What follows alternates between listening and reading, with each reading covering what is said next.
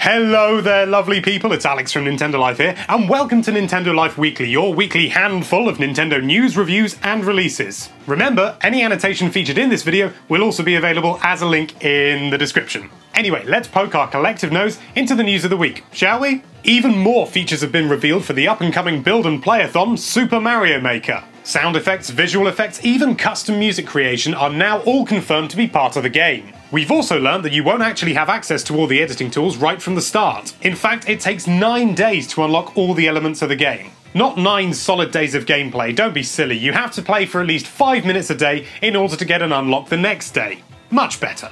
The fabled game mode Rainmaker has now arrived on Splatoon. This game mode has been teased since the game's release, and now we are finally playing it. We've got some gameplay footage if you want to see it in action, which you can find by clicking the banner on the screen. Chris Prangar of Nintendo Treehouse fame has confirmed that he has sadly been fired. Due to appearing on a podcast and being vocal about certain internal matters that Nintendo was not happy to have repeated, Prangar was relieved of his duties. It's a shame to see Nintendo continuing to be so stern about its policies, but if you break your contract, this is what happens. We're sorry to see you go, Chris. Rodea the Sky Warrior has been confirmed to be delayed. Due to technical constraints, the game will not be released in October as previously planned. Rather, it will instead be released on the 10th of November in North America and the 13th of November in Europe. We'll get it eventually. And finally, you can get your hands on a shiny Rayquaza in Pokemon Omega Ruby and Alpha Sapphire. Using the traditional event process, this legendary beastie comes with Dragon Claw, Extreme Speed, Dragon Dance, and Dragon Ascent.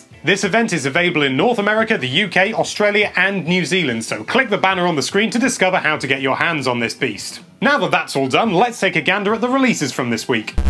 Europe literally only has one new release this week, you couldn't make it up. You lot in North America aren't doing too badly though, so revel in it. This week for North America, I recommend literally any of these games except Garfield Kart. And for Europe, I'd say go with, well, Mega Man and Bass. Call it intuition. Click on either list to discover more tasty bits of information, including this week's discounts.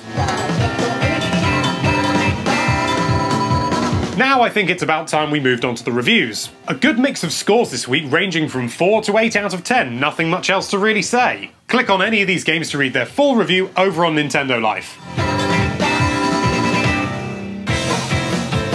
Now it's time for my video of the week, and this week I've chosen my unboxing of a McDonald's Happy Meal of all things. It's a very strange video, as no doubt you can tell it clearly takes place in my car, but it's a video that I had an awful lot of fun in making, even if I didn't really care for the contents of the meal bar the toys. I stuck to a coffee instead. Click on the screen to watch it right away.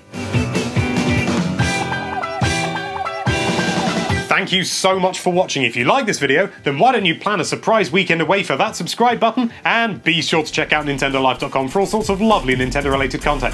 Thank you again for watching, bye bye.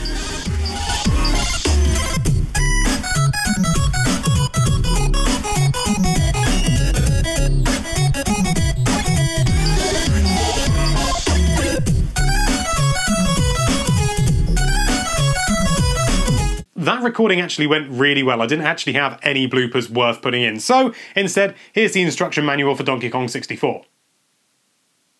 Nice, isn't it?